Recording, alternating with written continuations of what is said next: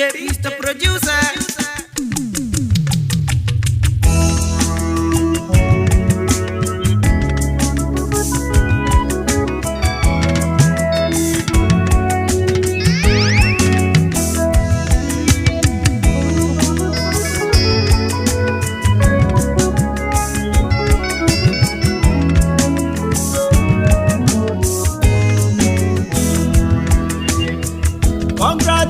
Congratulations ọlọ́jọ́ ìbí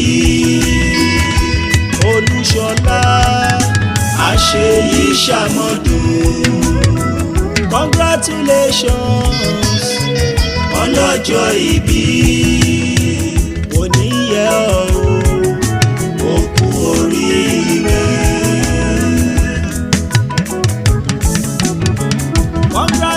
Congratulations ọlọ́jọ́ ìbí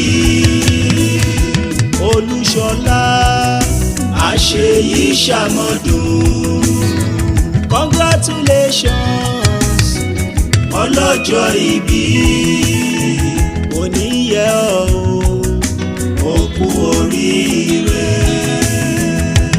Congratulations Olushola, congratulations ọmọ elérò Ìgbẹ́sà, ọmọ onígbò owó àyànná, ọmọ àyànná yàntọ́ rẹ wàá gbó fọwọ́ páwú bíi tolú ọ̀rán àdàgbàwo mò bíi tíjé ó ṣe. Àkàlàmàgbò oníṣàlá ìlẹ́gbẹ̀rún ọdún láyé gúnugún kì í kú ní rèwerèwe. Bàbá Define bàbá ẹni ọlá wàá dàgbà wàá dògbó kàngẹrẹ wàá fọwọ́ páwú wàá fẹ̀rìjì àgbàjọbì. Ẹ bá mi kọ́ lọ́jọ́ ìbí òní kú oríire. Ọ̀pọ̀ ènìyàn ló ń fẹ́rẹ̀ rí àmọ́ tí wọn kò rí. Olushola òbí bí ọ̀sáyé kóráyé gbé ó tún wá ń ṣeun re. Ọ̀rọ̀ rẹ̀ wá tọ́pẹ́ àbí kò tọ́pẹ́. Ìwọ tó mara ẹ ti pẹ̀gànpẹ̀gàn nígbà kan ìjọ́sí. Owó àdẹni àjíkan náà ò fáráyé ẹ wo ṣẹ́ Olúwa ọba. Ọmọ aráyé lè gbégi dínà fún nìyàn ni tàbí kí wọ́n súnjọ́ oore síwájú.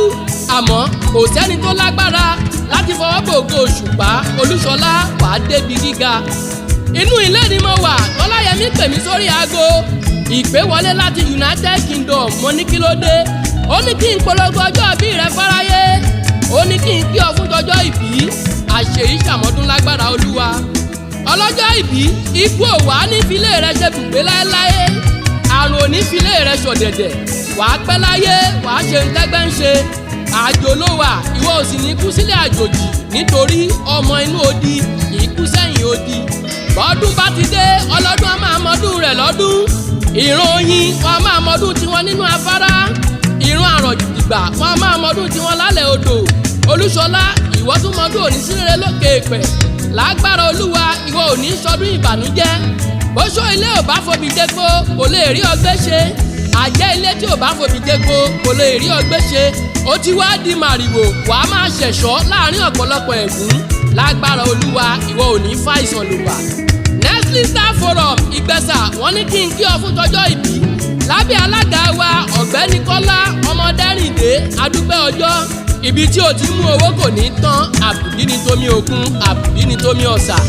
Gbogbo ẹni tó bá ti ń hùwà tó tọ́ ó yẹ ká máa gbèrú wọn lárugẹ. Ọlọ́jọ́ ìbí kì í ṣènìyàn yẹpẹrẹ. Ẹni àpọ́nlé l'Olúṣọlá ó ṣe é mú yangàn láwùjọ ènìyàn. Ó lọ́gbọ́n lórí ó tún gbọ́n tẹ́rù ẹ̀yìn wí. Ó ní tẹríba ó sì tún níwà ìrẹ̀lẹ̀. Gbogbo ẹni tó bá ti ń ṣerú èyí ó yẹ ká máa kan sára sí wọn ní. Tá a bá polongo iṣẹ́ rere irú wọn fáyé. Tá a pọ̀rọ̀pọ̀ tá a tún ṣe rákàdédè láláúsá. Tá a ṣe wọ́n ní baba rere bàbá sàlédè tiwa. Tá a fi gbé wọn lárugẹ dájúdájú wọn a tún máa múra síṣẹ́ rere ní í ṣe. Bí a bá wá wọṣọ tó ṣe rẹ́gí lára ẹni. Èjìká ni ká dúpẹ́ fún. Èjìká òun ni kò jẹ́ ká wò ó gbọ́. Ọkọ tó ń pawó wálé dẹ́bí yìn nígbà gbogbo. Ká dúpẹ́ lọ́wọ́ ẹyà tó gbẹ́jù sọ́ọ̀dẹ̀ torí tó bá ń dára fọ́kọ pẹ̀lú àtìlẹyìn ìyàwó ọlá tí wọ́n ní á tún máa pélé sí. Ọláyẹmí ìwọ ò ní kánjú kú. Ènìyàn tó bá jọ̀lùbọ́ ó di dandan kó gbádùn ọkà. Òbí tó bí ọlọ́mọ á jẹ ọmọ pẹ́pẹ́pẹ́ ìwọ gan ò sì ní fojú sunkún ọmọ. Wàá rí bá ti ṣe Ọláyẹmí ìwà sì tún rí mọ̀ nílò gbà. Ká máa ṣọjọ́ ìbí kọ́mọ tá a bí ó máa kí ni kú oríire. Ìwúrí ńlá ló jẹ́ Define ikú ò ní pa ọ́ ní rèwerèwe láti ìlú Canada ń ló ti fohùn ránṣẹ́. Ó ní kí n kí bàbá ìgbà ọdún kan ṣoṣo ẹni ọlá láti United Kingdom onírè lójú owó ń rí ìwọ ò ní fọdún èyí ṣàṣemọ. ó ti wá gbọ̀ǹkàbà ìgbéga Olúṣọlá ìwọ ò sì ní í rébọ́ wàá máa fi ọdún yín ọdún ní ọdún tó ń bọ̀ á tún dára jọdún èyí lọ. ọmọ elérò Ìgbẹ̀sà ọmọ onígbẹ̀sà màlé ọmọ abágúnjẹbọ má bàa rọrùn ọmọ abákàràṣọrò má bàa rè gbalẹ̀ ọmọ onígbò owó àyànná ọmọ àyànná yàntọ́ rẹ. látinú ilé ni bàbá ńlá yín ti mọ́bì lọ sóko wàá tún fi ṣàṣe jẹ́ ìwọ lọmọ adábùdó òkèrè ọmọ èpò wẹ́rẹ́wẹ́rẹ́ lóde ègbé kò ṣeé fọkọ́ro kò ṣeé fàdárò báòrò a kò sì lè lọ. ìwọ lọmọ lọ́wọ́ joyè méjì pọ̀ ó gbálẹ̀ lókun ó gbálẹ̀ lọ́sà ó kì í ṣàṣàrà sínú omi. ìwọ lọmọ olórogún adì falábàgbèrú ọmọ bá ò bá fọmọ olóyè joyè á kú turuturu àṣeyí ṣàmọ́dún lágbára wáyé dùn lókè.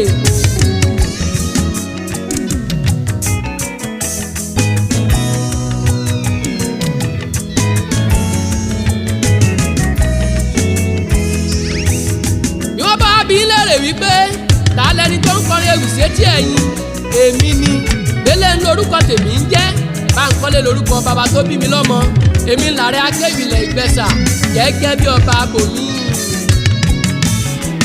Congratulations ọlọ́jọ́ ìbí Olúṣọlá àṣeyí ṣàmọ́dún. Congratulations ọlọ́jọ́ ìbí òní yẹ ọ́ ó kú orí.